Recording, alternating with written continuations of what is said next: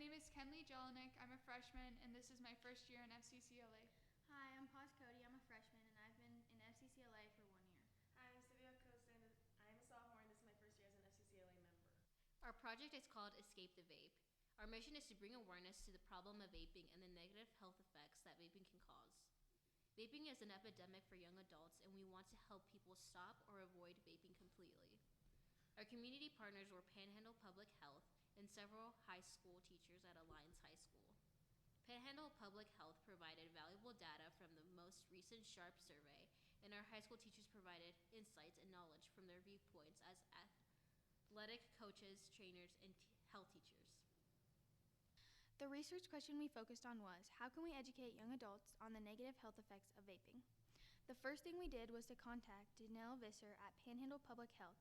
During a phone call in November, we explained our project to her, and she sent us the most recent data from the 2021 SHARP survey. When analyzing the data, we discovered that 11% of 8th graders, 15% of 10th graders, and 25% of 12th graders were actively using vaping products at the time of the survey in 2021. This data made it real to us about how many people our age vape, and we knew we had to do something to spread our Escape the Vape message. The next thing we did was to conduct our own research on how many businesses in our community of Alliance sell vaping products. One day after school, we drove to every gas station and convenience store to count how many display and sell vaping products. Of our 10 businesses we visited, 5 of them clearly display and actively sell vaping products. This is 50%.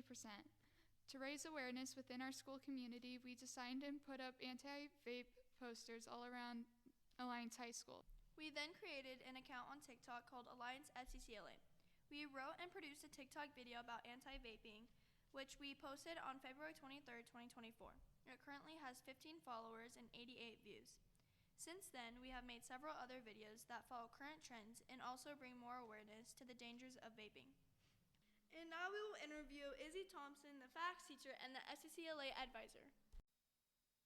Hello, I'm Mrs. Izzy Thompson, and I am the health teacher at the Alliance High School. Today I'm going to talk to you a little bit about vaping and what I know about it. So Alliance has made some steps in the positive direction when it comes to vaping, as we have added vape detectors into our bathrooms. We are really hoping that this will help stop kids from vaping in general, or at least at school. So vaping is the act of inhaling and exhaling the vapor produced by an electronic cigarette or a similar device. And it has been very popular in the last few years. While some perceive vaping as a safer alternative to traditional smoking, there is a significant health concern associated with it. And yes, vaping, you do not get the smell from the cigarettes like you do off a vape, but they are saying it is way worse on your lungs than a traditional cigarette would be. So nicotine addiction is the first one I want to talk about. And many vape liquids contain nicotine, which is highly addictive. Nicotine addiction can lead to dependency, withdrawal symptoms, and an increased risk of using other tobacco products. Next is respiratory issues. Vaping can irritate the lungs and airways, leading to coughing, wheezing, and shortness of breath. So long-term vaping will increase respiratory problems and even have more concerns, even like bronchitis and pneumonia. With having weaker lungs, you are more apt to catch more and have those lung issues. So the cardiovascular effects, nicotine and other chemicals found in vape liquids can increase the heart rate and blood pressure, and potentially leading to cardiovascular problems such as hypertension and increased risk of heart disease. So the chemical exposure, which the vape liquid contains different chemicals, can be also very harming. Heating these chemicals can produce harmful byproducts, which are known to also be toxic to the respiratory system. The impact on the brain development, nicotine exposure during adolescence is when we really are seeing a lot of these high school kids.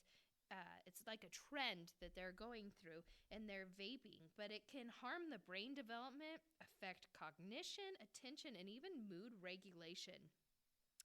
Vaping among young people may also increase the risk of developing addiction to other substances. So, what they're saying is you're seeing kids start out with vaping and they're getting that great feeling they think from vaping. So, then they want to move on to harder things. So, maybe the marijuana or even harder drugs. They're more apt to try these things. So, unknown long term effects. So, vaping hasn't been around for a long, long time. So, they're not always real sure what they could be. But there are studies that are going on because there are definitely long term effects with the use of electronic cigarettes. So, there have even been reports of injuries just from the device. They're malfunctioning and causing injuries, even exploding, causing burns. So it's not just even the inhalation. All around, these devices are very, very dangerous. And we really need to get out of this trend and have kids stop using these products. It's just not a healthy lifestyle. Overall, it is perceived as a less harmful alternative to smoking traditional cigarettes, but it definitely poses significant health risks, especially when used by young people or non-smokers. It's essential to weigh the risks carefully and make informed decisions about vaping, even when you get to the age where it is legal. This is not always a great decision or even alternative to smoking. It's not healthy. And now we will interview Nate Lonick, the school counselor and the head Alliance High School track coach. Hello, and my name is Nate Lonick here at Alliance High School, and I am a counselor along with the head track and field coach. And the girls have asked me to kind of talk about vaping awareness and the effects that it may have on students and especially athletes that I see in the track and field program. And so as we dive into it, there are lots of different reasons that vaping is not good for kids. And some of those are the decreased lung function and capacity that the vaping takes away from these athletes and then affecting their performance, which then you see the kid go down in times or distances or heights, per se, and it becomes a mental struggle for those kids that aren't performing where they maybe have in the past, or they haven't really thought about what the vaping may do to the inside of their body that will then affect their performances on the track. We can also see that in the classroom as well, where these vapes and what they do to the body and the mind kind of takes away from what they've produced in the past. The effectiveness, the concentration, the focus, the motivation, those things that the kids need to perform at the highest level on the track or in the classroom. Once these kids are hooked on the vapes and the vaping, it takes away from some of that. The kids start trying to figure out when they're going to get their next fix or how they're going to get that nicotine, what do you want to call it, hit off of the vape. And unfortunately, it takes away from the learning, the education that's taking place, and they start focusing on the wrong thing, and the motivation to get done with class, or maybe not even compete at their best because they're thinking about what it is that they need in terms of getting that vape in their hands. And unfortunately, it doesn't do the kids any justice for themselves or their performances, whether it be, like I said, in the classroom or on the track. You can look at the negative health impacts in terms of lung damage, cardiovascular problems, inflammation. Some of those things that the studies are just starting to show that none of that stuff is going to help you be a better athlete. Essentially, when it comes to running, you got to have a great lung capacity to break down the oxygen and the lactic acid and stuff like that, and vaping just takes away from the body's capacity to do that. And then you also want to look at like the legal and ethical concerns in terms of vaping with these kids nowadays. One, it's illegal. Kids shouldn't be doing it. How they're coming up with these vapes and how they're getting them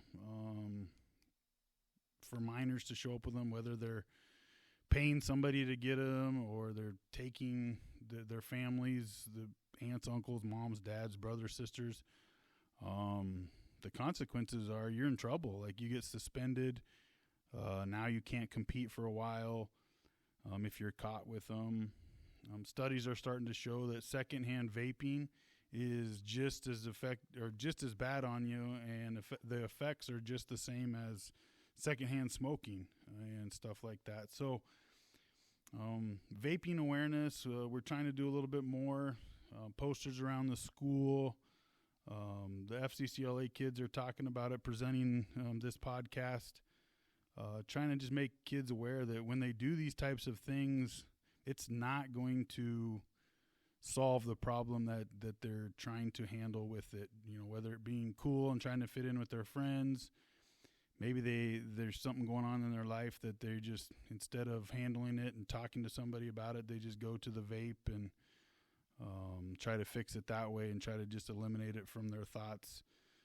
Whereas they just need to maybe find a trusted adult, talk to a teacher, a coach, a mentor, another friend, somebody that can kind of walk them through whatever it is that they're struggling, and allow the student to maybe come up with a different coping mechanism outside of using the vape and essentially hurting themselves. Vaping is a relatively new thing that the kids really don't know the effects of it too much because the studies are just starting to show up. But when you dig into the studies, you start seeing some of that, like I said earlier, decreased lung function, the coughing, wheezing, shortness of breath. And like I said, whether it be in the classroom or out on the track, it's not a good thing for these kids, and it's affecting them in negative ways. And we're hoping that maybe if we bring some awareness that they have these negative effects, that students will choose something different in the future. Maybe they will go seek out a counselor, talk to a trusted adult, a teacher, a coach, or maybe even lean on a friend that can help them with whatever struggles that they might be going through, that they're using the vape as a coping mechanism. Finally, we created a pamphlet for our state FCCLA table that educates people about the dangers of vaping and offers positive solutions to help people escape the vape. We would like to thank the Nebraska State FCCLA Association, the Nebraska 4-H Extension, and the Youth Health Equity Project for funding and supporting our research project.